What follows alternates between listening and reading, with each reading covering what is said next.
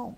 You made a great point in your TED Talk where you said when you're looking at your partner very close, it's hard to get that, that desire. But when you're doing it kind of at an arm's length, where you're watching them do something well or watching them interact with others, you can kind of rekindle the mystery about them. Did I understand that right?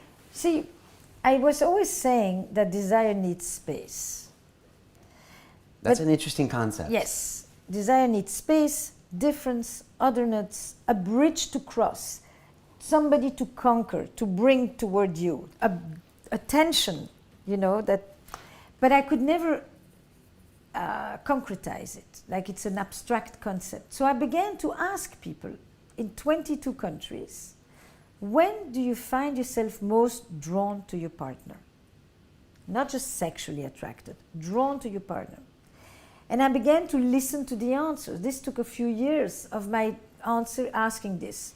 In Turkey, in Argentina, in Israel, in Brussels, in Paris, in New York, And then I began to see that a certain group of answers would appear each time. A whole set of answers had to do with when my partner is on stage, when he's passionate about things, when she's competent, when they're thriving, when they are radiant, was really the word that would, the word isn't used, but that's what it represented. Their radiance can be because they are good at something, because they're in their element, because they're being admired. Admiration is the piece here, more than respect. And all of these were, when I actually, involve otherness. When I look at my partner doing the things that they are so good at, if my partner is at the piano, I'm not sitting next to them. If they're on stage, I'm not next to them. The only one that is gender specific is when he plays with the children. There is no female version of that. Nobody thinks it's sexy if she plays with the kids. No? Okay? No, because it's... So when I see my partner in their uniqueness, in their specificity, in their element, by definition invites a perspective and an ability to see their otherness. When we are away, that was group number 2, when we are away, when I'm away, when he's away, when she's away, when we reunite, always brought the notion that desire is rooted in absence and in longing. When she makes me laugh, when he's dressed a certain way, when I see him vulnerable, when I see her vulnerable, which means that they usually are not. It's always elements of surprise, of novelty, of unexpected, of the unknown in the midst. So a couple listening right now, can they engineer those things to happen? Can they put themselves in situations where they see that in each other At any moment. At any moment. But you have to be comfortable.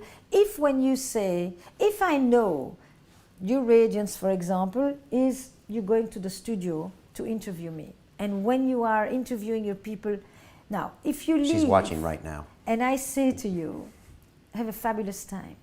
You're going to be great. You're at your best there. I am talking about you. I am completely not in it with you. I'm just admiring, cherishing you, adoring it, encouraging you, but it's a separate you. If when you say I'm going to the studio and I say, again? Why? Twice a week now you're going to do it? You didn't have enough when you were just doing one? You really don't want to be here, isn't it? You would rather be with all these people than with me, isn't it? It's a very different departure.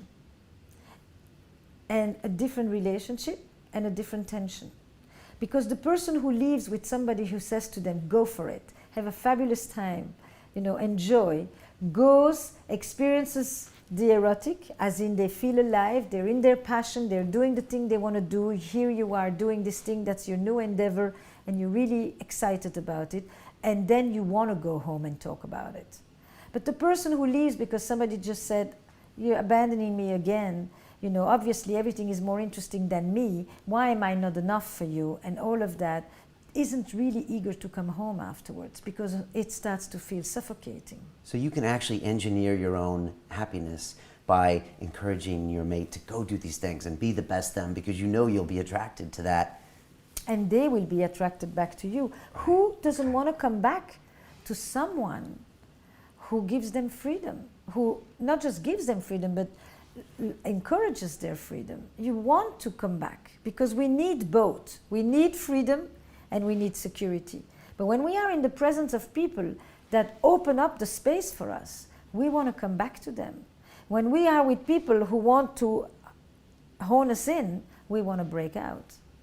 There's another point you made in that talk, and that was how it used to be a village that would combine all of these relationships that we would have to grow old with. And these days, to a certain extent, it's that one other that we expect so many things from. And it's also the mother of our children. To watch the rest of this fascinating interview, click on the link below and go to londonrealacademy.com. There you can sign in with your social media, log in and watch the rest of the episode for free, along with all of our episodes on London Real, my webinars, and all of our premium content, all located over at londonrealacademy.com. So click on the link below, you'll be directed there and you can watch the rest of this fascinating interview, and I'll see you there.